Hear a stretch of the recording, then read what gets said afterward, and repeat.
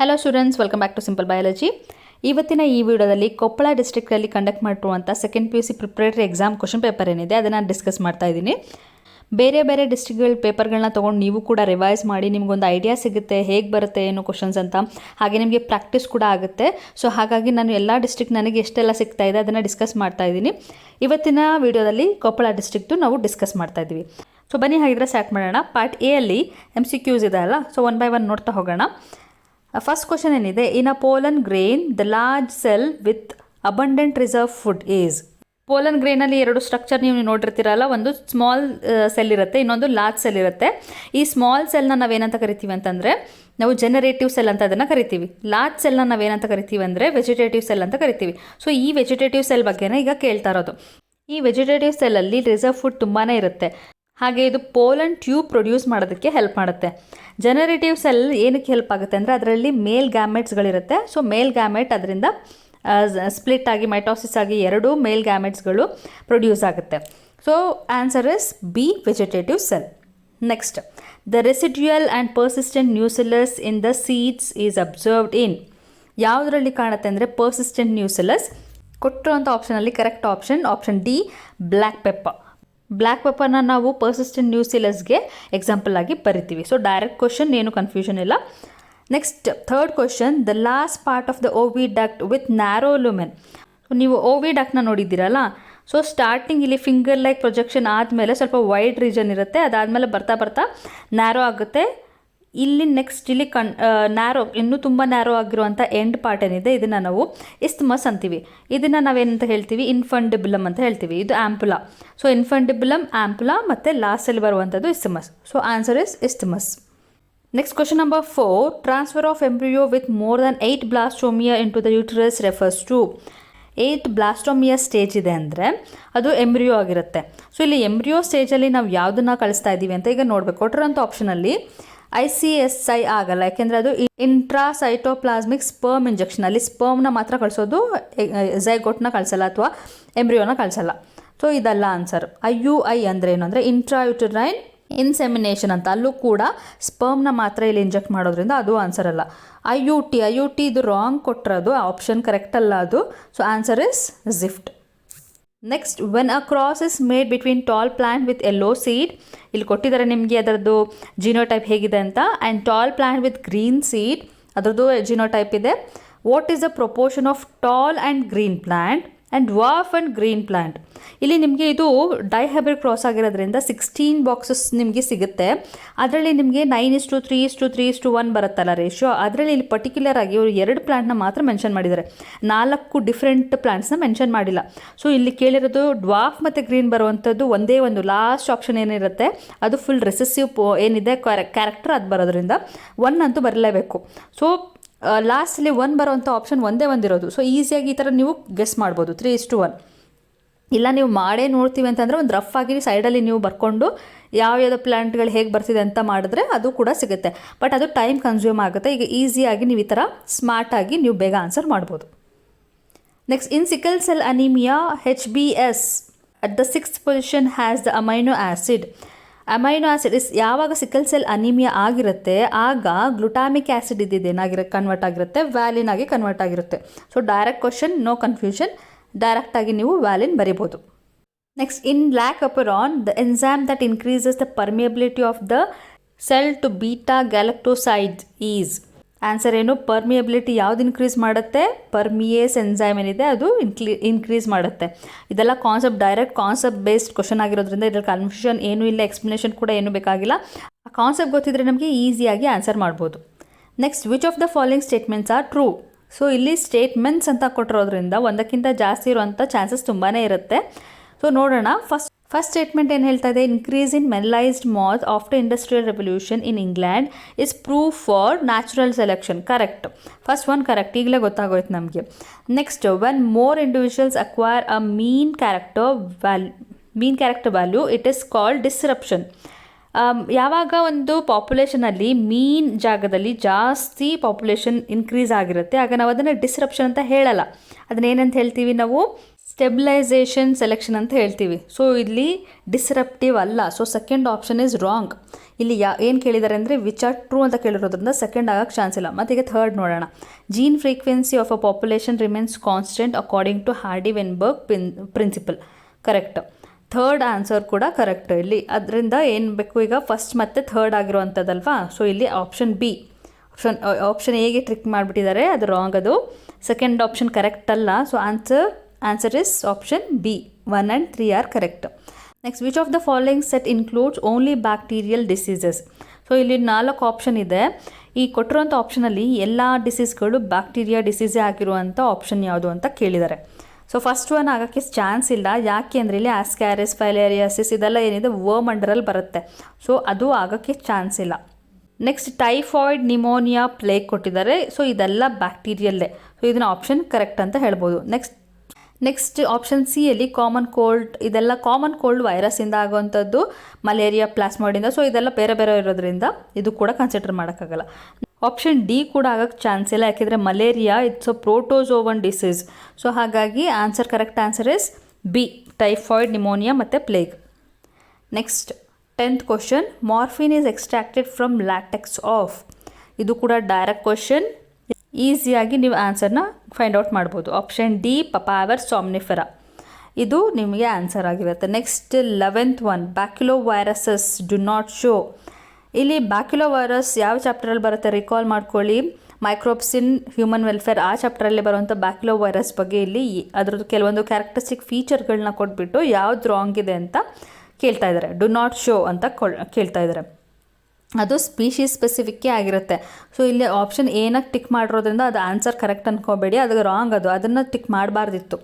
Narrow spectrum application ಇರುತ್ತಾ, ಹೌದು. ಅದು ಸ್ಪೆಸಿಫಿಕ್ಕಾಗಿ ಯಾವುದಕ್ಕೆ ಹಾಕಬೇಕು ಅದು ಯಾವುದನ್ನು ಕಿಲ್ ಮಾಡಬೇಕು ಅದನ್ನೇ ಕಿಲ್ ಮಾಡುತ್ತೆ. Next, negative impact on non target insects.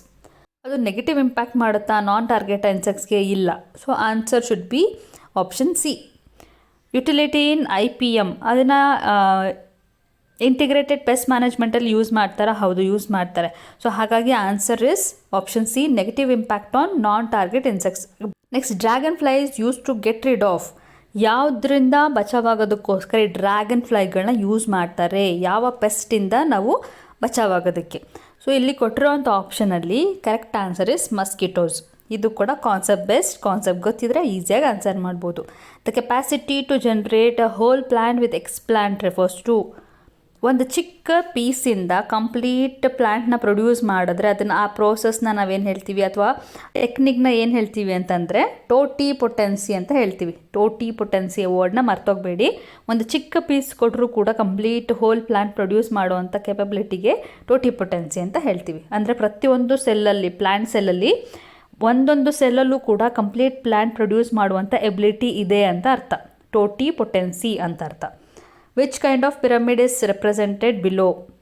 So ಇಲ್ಲಿ ಕೊಟ್ಟಿರುವಂಥ ಪಿರಮಿಡ್ ಯಾವುದು ಅಂತ ನೀವು ಈಸಿಯಾಗಿ ಗೆಸ್ ಮಾಡ್ಬೋದು. It is inverted pyramid. So inverted pyramid ಯಾವುದರಿಂದ ತೊಗೊಂಡಿದ್ದಾರೆ, ಯಾವುದು ಎಕ್ಸಾಂಪಲ್ ಅಂತ ಇಲ್ಲಿ ಕೊಟ್ಟಿದ್ದಾರೆ. Pyramid of number in terrestrial ecosystem. ಇಲ್ಲ, ಇದು ಪಿರಮಿಡ್ ಆಫ್ ನಂಬರ್ ಅಲ್ಲ, ಇದು ಪಿರಮಿಡ್ ಆಫ್ ಬಯೋಮಾಸ್. ಈಗ ಬಯೋಮಾಸ್ ಇರುವಂಥ ಆಪ್ಷನ್ 2 ಇದೆ. Pyramid of biomass terrestrial ecosystem ಅಂತ ಇಲ್ಲಿ ಆಪ್ಷನ್ ಬಿ ಅಲ್ಲಿ ಕೊಟ್ಟಿದ್ದಾರೆ. ಇನ್ನೊಂದು pyramid of biomass in aquatic ecosystem ಅಂತ. Answer is option C, pyramid of biomass in aquatic ecosystem. ಈ ವಾಟರಲ್ಲಿ ಝೂ ಪ್ಲ್ಯಾಂಕ್ಟಾನ್ಸ್ ಮತ್ತು ಫೈಟೋ ಪ್ಲ್ಯಾಂಕ್ಟಾನ್ಸ್ ಇರುತ್ತಲ್ಲ, ಸೊ ಅಲ್ಲಿ ಬಯೋಮಾಸ್ನ ನಾವು ತೊಗೊಂಡ್ರೆ ಫೈಟೋ ಪ್ಲ್ಯಾಂಕ್ಟಾನ್ಗಿಂತ ಝೂ ಪ್ಲ್ಯಾಂಕ್ಟಾನ್ಗಳು ಜಾಸ್ತಿ ಇರುತ್ತೆ. ಸೊ ಇದು inverted biomass pyramid. Last MCQ, genetic diversity refers to. Genetic ಡೈವರ್ಸಿಟಿದು ಡೆಫಿನೇಷನ್ ಗೊತ್ತಿದ್ದರೆ ಈಸಿಯಾಗಿ ನೀವು ಇದನ್ನು ಆನ್ಸರ್ ಮಾಡ್ಬೋದು. The presence of different type of genes. Different type of gene ಇರಲ್ಲ. ಜೆನೆಟಿಕ್ ಡೈವರ್ಸಿಟಿ, ಜೀನ್ಸಲ್ಲಿರುವಂಥ ಡೈವರ್ಸಿಟಿ ಅಂತ ಕೇಳುವಾಗ it is the existence of genetically different strain of same species. Option B is correct. So answer ನಿಮಗೆ definition ಗೊತ್ತಿದ್ದರೆ ಈಸಿಯಾಗಿ guess ಮಾಡ್ಬೋದು. Next, fill in the blanks. Fill in the blanks ಯಾವಾಗಲೂ ನಿಮ್ಗೆ ಈಸಿನೇ ಇರುತ್ತೆ. ನೀವು ಅಲ್ಲೇ ಆಪ್ಷನ್ಸ್ ಇರೋದ್ರಿಂದ ರಿಲೇಟೆಡ್ ಆನ್ಸರ್ ಕೂಡ ಅವ್ರು ಕೊಟ್ಟಿರ್ತಾರೆ. ಯಾವುದೇ ಕನ್ಫ್ಯೂಷನ್ ಇಲ್ಲದೆ ಇದಕ್ಕೆ ಇದೆ ಆನ್ಸರ್ ಅಂತ ಗೊತ್ತಾಗೋ ಥರನೇ ಕೊಟ್ಟಿರ್ತಾರೆ. ಇಲ್ಲೂ ಕೂಡ ಕನ್ಫ್ಯೂಸ್ ಮಾಡಿಕೊಂಡು ನೀವು ಮಾರ್ಕ್ಸ್ ಲಾಸ್ ಮಾಡ್ಕೊಳ್ತಿದ್ದೀರಾ ಅಂದರೆ ನಿಮಗೆ ಕಾನ್ಸೆಪ್ಟ್ ಗೊತ್ತಿಲ್ಲ ಅಂತ ಅರ್ಥ. ಸೊ ಕಾನ್ಸೆಪ್ಟ್ ಗೊತ್ತಿದ್ದರೆ ಡೆಫಿನೆಟ್ಲಿ ಈಸಿಯಾಗಿ ಆನ್ಸರ್ ಮಾಡ್ಬೋದು. ಗೊತ್ತಿಲ್ಲ ಅಂದರೂ ಕೂಡ ಕೆಲವೊಂದು ಸರಿ ಆನ್ಸರ್ ಮಾಡ್ಬೋದು. ಕನ್ಫ್ಯೂಷನ್ಸ್ ಮಾಡ್ಕೊಳ್ದೆ ಇದಕ್ಕಿದೆ ಅಂತ ಒಂದು ಸ್ಮಾರ್ಟಾಗಿ ಆನ್ಸರ್ ಮಾಡಿದ್ರೆ ಸಾಕು. ಇಲ್ಲಿ ಫಸ್ಟ್ ಏನಿದೆ, production of seeds without fertilisation. ಈ ಪ್ರೋಸೆಸ್ನ ನಾವೇನು ಹೇಳ್ತೀವಿ ಅಂದರೆ ಅಪೋಮಿಕ್ಸಿಸ್ ಅಂತ ಹೇಳ್ತೀವಿ. Okay, apomixis is production of seed without fertilisation. Production of fruit without fertilisation parthenocarpy ಬರಬೇಕಿತ್ತು, ಇಲ್ಲಿ ಬಂದೇ ಇಲ್ಲ, ಮಿಸ್ ಆಗಿಬಿಟ್ಟಿದೆ, ಆ ಥರ ಅನ್ಕೋಬೇಡಿ. Apomixis is also one of the concept. ಅಲ್ಲಿ ಸೀಡ್ ಪ್ರೊಡ್ಯೂಸ್ ಆಗುತ್ತೆ, ಫರ್ಟಿಲೈಸೇಷನ್ ಆಗದೆ. ಈ ಕಾನ್ಸೆಪ್ಟ್ ಅಪೋಮಿಕ್ಸಿಸ್ದು. Next, change in gene frequency by chance ಆಗಿ ಜೀನ್ ಫ್ರೀಕ್ವೆನ್ಸಿ ಚೇಂಜ್ ಆಗೋದಕ್ಕೆ ಜೆನೆಟಿಕ್ ಡ್ರಿಫ್ಟ್ ಅಂತ ಹೇಳ್ತೀವಿ. Next, dash is the yellowish fluid secreted by mother during the initial days of lactation. ಅದು colostrum is a yellow colour fluid ಏನಿದೆ ಅದು produce ಆಗುವಂಥದ್ದು. ಅದರಲ್ಲಿ ತುಂಬಾ ಪ್ರೋಟೀನ್ ರಿಚ್ ಇರುತ್ತೆ, ಅದರ ಬಗ್ಗೆ ಕೊಟ್ಟಿದ್ದಾರೆ. Next, cutting of agarose gel and extraction of DNA from it is called. ಆ ಪ್ರೋಸೆಸ್ ನಾವೇನು ಹೇಳ್ತೀವಿ ಅಂದರೆ ಇಲ್ಯೂಷನ್ ಅಂತ ಹೇಳ್ತೀವಿ. Next, dash of an ecosystem is a rate of production of organic matter during a photosynthesis. So ಉಳಿದಿರೋದ್ರಲ್ಲಿ ನಿಮ್ಗೆ ಈಸಿಯಾಗಿ ನೀವು ಆನ್ಸರ್ ಮಾಡ್ಬೋದು. It is a gross primary productivity. ಇಲ್ಲಾಂದರೂ ಕೂಡ ನಿಮಗೆ ಗ್ರಾಸ್ ಪ್ರೈಮರಿ ಪ್ರೊಡಕ್ಟಿವಿಟಿ ಅಂದರೆ ಏನು ಅಂತ ಗೊತ್ತಿದ್ರೆ ಈಸಿಯಾಗಿ ಆನ್ಸರ್ ಮಾಡ್ಬೋದು. ಸೊ ಇಷ್ಟು ಕೂಡ MCQ ಮತ್ತು ಫಿಲ್ ಇನ್ ದ ಬ್ಲ್ಯಾಂಕ್ಸ್ ಆಯಿತು. ಪಾರ್ಟ್ B ಏನಿದೆ ಅದನ್ನು ಸ್ಟಾರ್ಟ್ ಮಾಡೋಣ. ಫಸ್ಟ್ ನಿಮಗೆ 2 ಮಾರ್ಕ್ಸ್ ಕ್ವಶನ್ಸ್ ಕೊಟ್ಟಿರ್ತಾರೆ. ಎನಿ 5 ಅಟೆಂಡ್ ಮಾಡಬೇಕಾಗಿರುತ್ತೆ. ಟೋಟಲ್ 8 ಇರುತ್ತೆ, 5 ಅಟೆಂಡ್ ಮಾಡಬೇಕಾಗಿರುತ್ತೆ. ನಾನು ಎಲ್ಲ ಕ್ವಶನ್ಸ್ದು ಆನ್ಸರ್ಸ್ ಕೊಟ್ಟಿದ್ದೀನಿ ನಿಮಗೆ ಹೆಲ್ಪ್ ಆಗಲಿ ಅಂತ. ಫಸ್ಟ್ ಒಂದೇನಿದೆ, ಡಿಫ್ರೆನ್ಷಿಯೇಟ್ ಸ್ಪರ್ಮಿಯೋಜೆನಸಿಸ್ ಆ್ಯಂಡ್ ಸ್ಪರ್ಮಿಯೇಷನ್. ಇದನ್ನು ಡಿಫ್ರೆನ್ಷಿಯೇಟ್ ಮಾಡಿ ಅಂತ ಕೊಟ್ಟಿದ್ದಾರೆ. ಎರಡರದ್ದು ಡೆಫಿನೇಷನ್ ಬರೆದ್ರೆ ನಿಮಗೆ ಅಲ್ಲೇ 1 ಮಾರ್ಕ್ 2 ಮಾರ್ಕ್ಸ್ ಸಿಗುತ್ತೆ. ಸೊ ಫಸ್ಟ್ ಇಲ್ಲಿ ನೋಡೋಣ, ಸ್ಪರ್ಮಿಯೇಷನ್ ಅಂದರೆ ಏನು. The release of sperms from the seminiferous tubule is known as spermiation. ಯಾವಾಗ ಸೆಮಿನಿಫೆರಸ್ ಟ್ಯೂಬ್ಯೂಲಿಂದ ಸ್ಪರ್ಮ್ಸ್ ರಿಲೀಸ್ ಆಗುತ್ತಲ್ಲ ಆ ಪ್ರೋಸೆಸ್ನ ನಾವೇನು ಹೇಳ್ತೀವಿ, ಸ್ಪರ್ಮಿಯೇಷನ್ ಅಂತ ಹೇಳ್ತೀವಿ. ನೆಕ್ಸ್ಟ್, ಸ್ಪರ್ಮಿಯೋಜೆನಸಿಸ್ ಅಂದರೆ the process of transformation of an inactive spermatid into active sperm. ಆ ಪ್ರೋಸೆಸ್ನ ನಾವೇನು ಹೇಳ್ತೀವಿ, ಸ್ಪರ್ಮಿಯೋಜೆನಸಿಸ್ ಅಂತ ಹೇಳ್ತೀವಿ. ಸೊ ಎರಡರದ್ದು ಡೆಫಿನೇಷನ್ ಬರೀರಿ ಸಾಕು. Next question, what is a pleiotropic gene, give an example. So pleiotropic gene ಅಂದರೆ ಏನು ಅಂತ ಡೆಫಿನೇಷನ್ ಬರೀಬೇಕಾಗುತ್ತೆ. A single gene can exhibit many phenotypic expressions.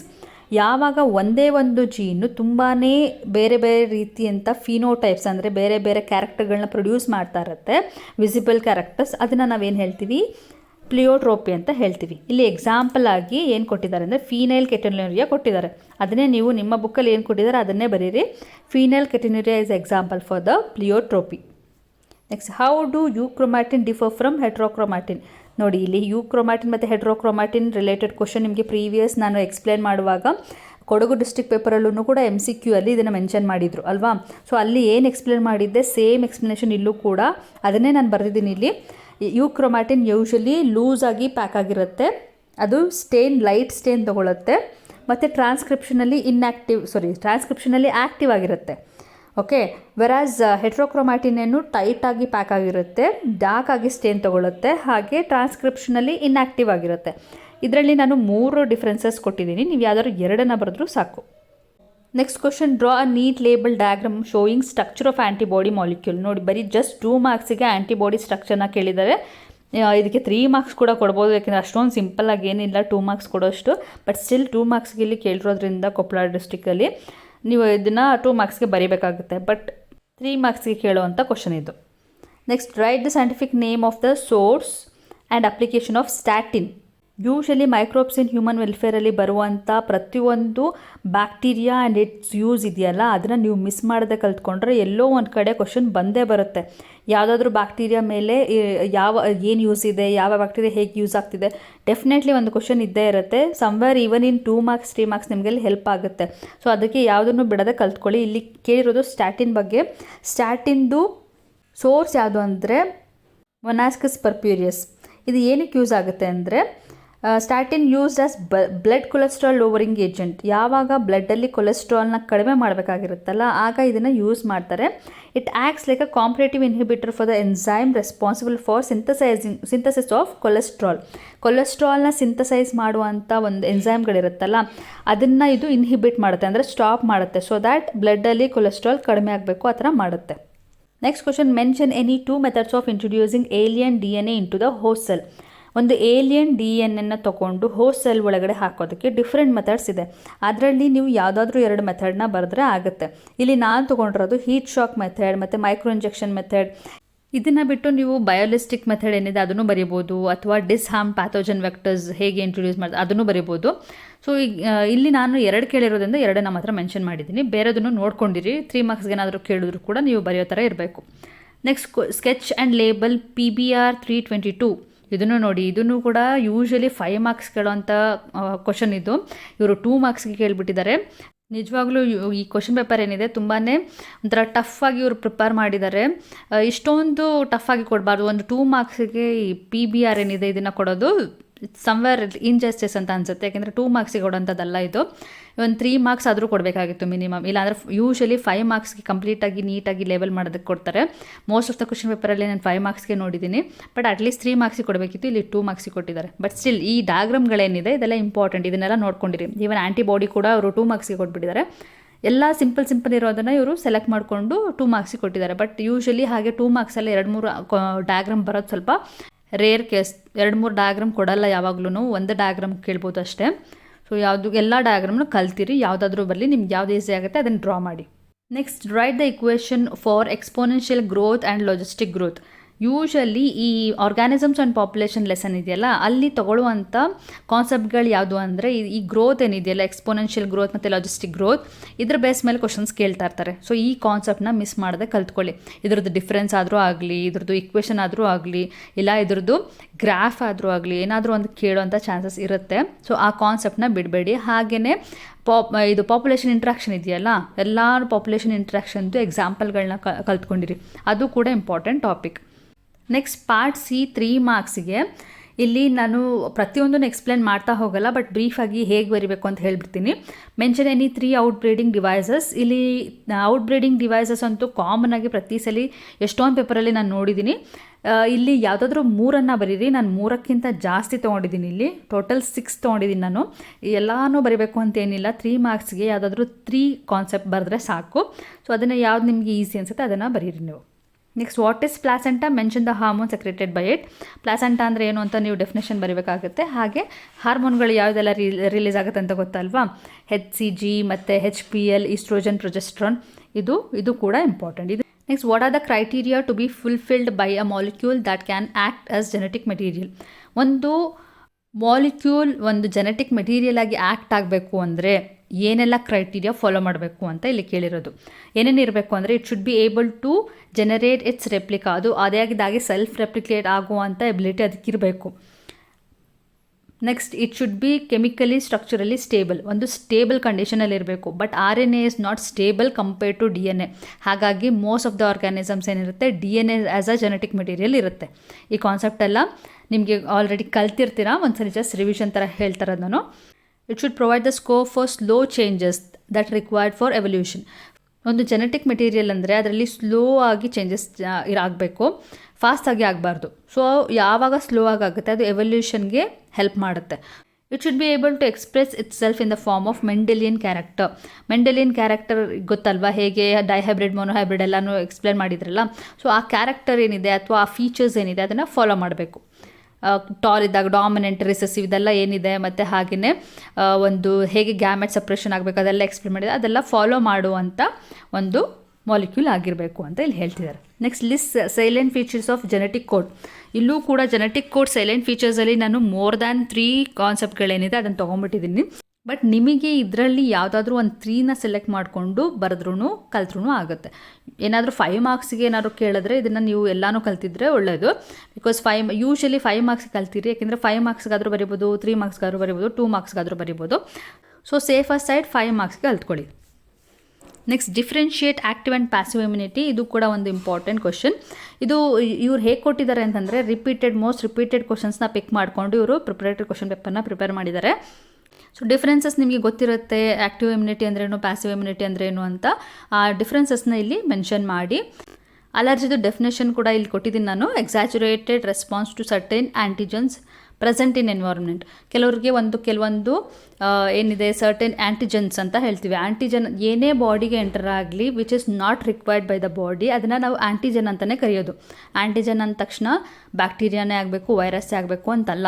ನಮ್ಮ ಬಾಡಿಗೆ ಯಾವುದು ಬೇಡವಾಗಿರುತ್ತೆ ಅದು ಎಂಟ್ರ್ ಆದಾಗ ನಮ್ಮ ಬಾಡಿ ಎಕ್ಸಾಜುರೇಟೆಡ್ ಆಗಿ ರೆಸ್ಪಾನ್ಸ್ನ ಕೊಟ್ಟರೆ ಅದನ್ನು ನಾವು ಅಲರ್ಜಿ ಅಂತ ಹೇಳ್ತೀವಿ. ಅದು ಎಲ್ಲರಿಗೂ ಆಗಲ್ಲ, ಎಲ್ಲರಿಗೂ ಒಂದೇ ಥರ ಇರಲ್ಲ, ಒಬ್ರಿಗೂ ಒಂದೊಂದು ಥರ ಇರುತ್ತೆ.